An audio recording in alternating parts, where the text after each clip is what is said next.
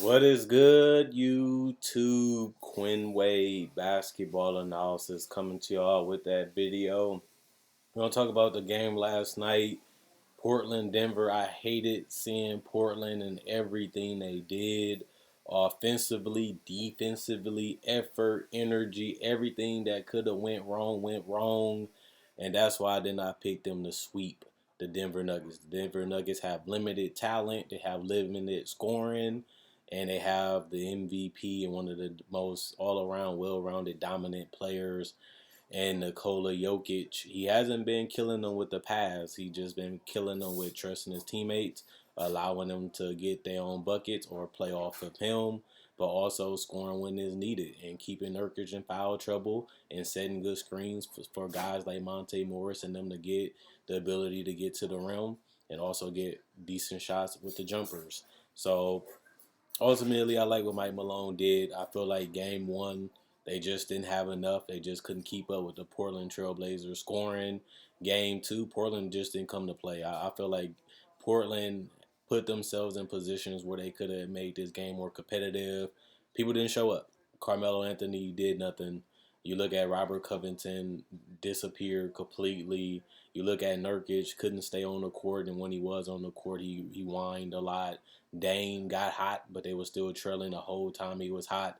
They never took the lead, never got a lead out of it. So he got them in the game, got them in a situation where they can make it a game, but everybody else didn't do anything. You look at CJ numbers, I feel like his numbers are a little misleading. He scored mostly when the league was already to the point where they never made a run.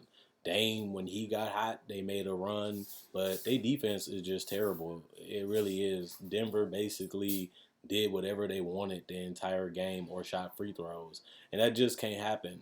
It really can't, especially when you have a team that not really even known for drawing a lot of free throws or trying to get a lot of contact. A lot of these guys are perimeter players. A lot of these guys do, play off other players to get their buckets. And for this team to be able to put up the amount of points that they did, the way they did, just show you that Portland has a long way to go if they really want to win a championship with Dame and CJ as they backcourt.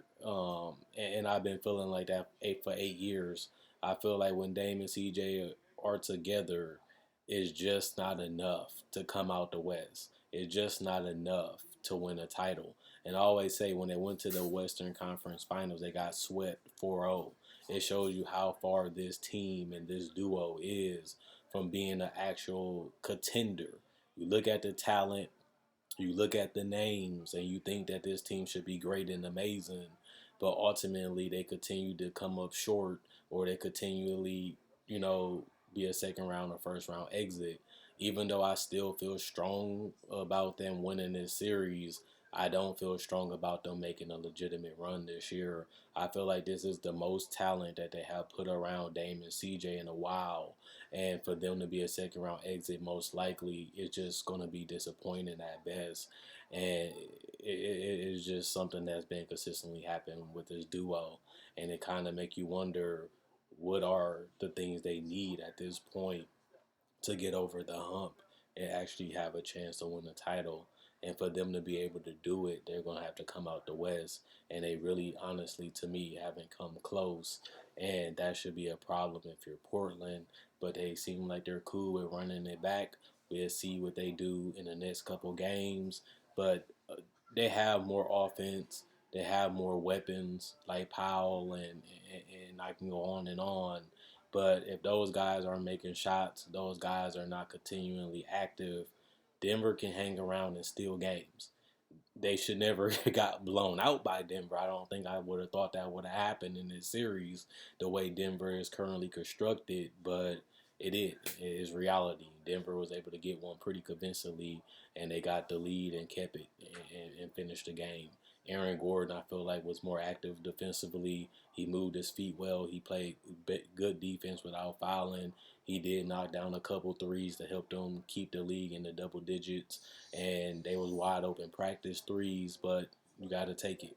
And he took them and he made it. He wasn't passive. He let it go, and they went in. Michael Porter Jr. still showing that he's limited offensively. He's real good at shooting threes, still struggles to create a shot, still struggles getting contact, finishing through contact, and still struggles overall getting to the basket. His handle is not there, his strength is not there, and his balance isn't there. He settles for a lot of turn shots and a lot of pull up jumpers, but that's, not strong enough right now. So he has a lot of things he should work on offensively if he wants to take another step and become one of the more organizable players in the league. He has the size, he has the mobility, he has the athleticism to do it. It's just about building the necessary skills and fundamentals to get it done. But he has a bright future and has already improved every single season so far, and I think that that will definitely continue, and that's good for Denver, obviously. Another thing I would say is if Portland wants to win this series, they have the ability to do it definitely because I picked them. They're going to have to put this team away. They can't give Denver life. They can't give Denver belief. Um, they have to go out there and say we at home. We got two games, game 3 and game 4 at home. We have to go out here and send a message. And if they can do that and go up 2-1 or 3-1, they can very well try to mix up the psyche of the Nuggets and possibly even be able to put them away in 5. But if they continue to let Denver get up and down the court, they continue to let Denver gain confidence, it's going to be tougher to put them out. We know that Dame and CJ can be killers. They beat Denver before, but we'll see if they going to be able to get it done. Another thing I want to talk about today is the Celtics. They played the Nets, absolutely terrible. They still struggle scoring the basketball. Kimba doesn't look like the Kimba of last year, which he shouldn't be after the injuries to his knee. No, Jaylen Brown has really cost them. Another guy that can get a shot, another guy that can defend, another guy that can hit spot up threes and get out in transition. Evan Fournier isn't the guy that they needed.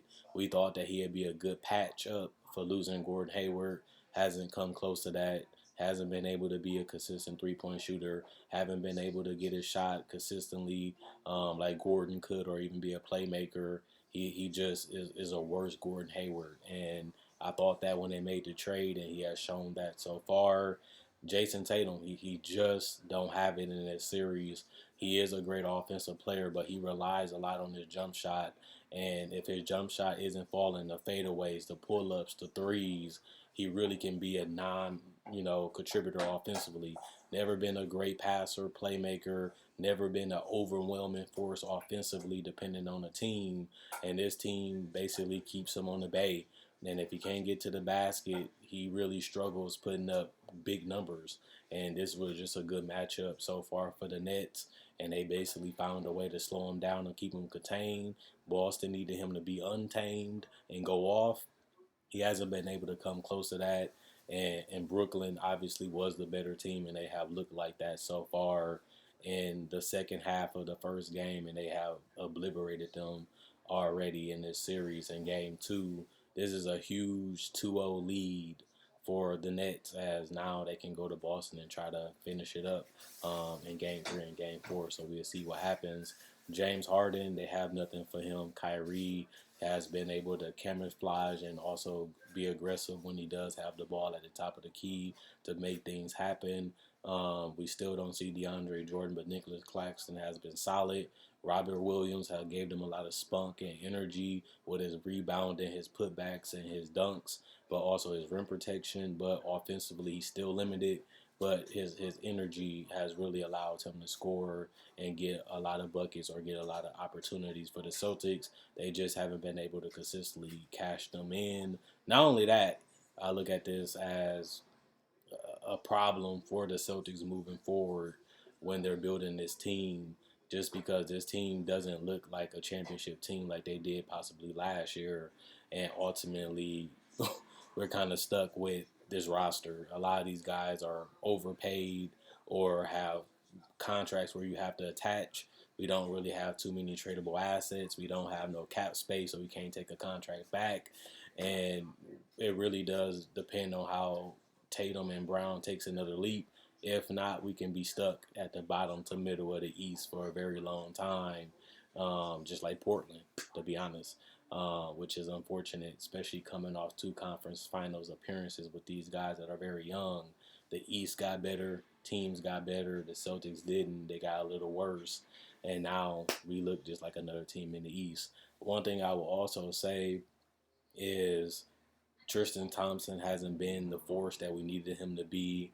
I will also say that we had some good guys like Neesmith and Pritchard that shows that they are rotational type of guys that can knock down shots and play off others. So I think you keep them around.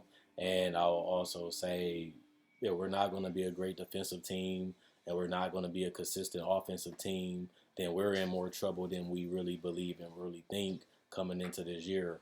If we can't put up the buckets and we can't get no stops or consistently be a dominant defensive team, we're going to be in trouble. Marcus Smart still has been an unknown.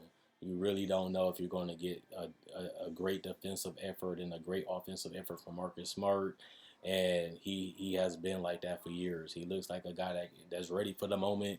Then he looks like a guy that is just doesn't know what he's doing. And then he also looked like a guy that just disappears.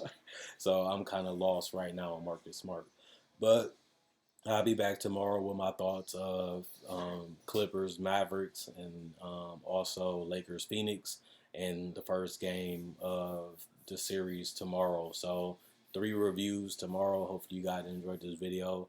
Hopefully you guys enjoyed my thoughts. Let me know what you guys think in the comment section below. Quinn Wade, basketball analysis. I'm gone.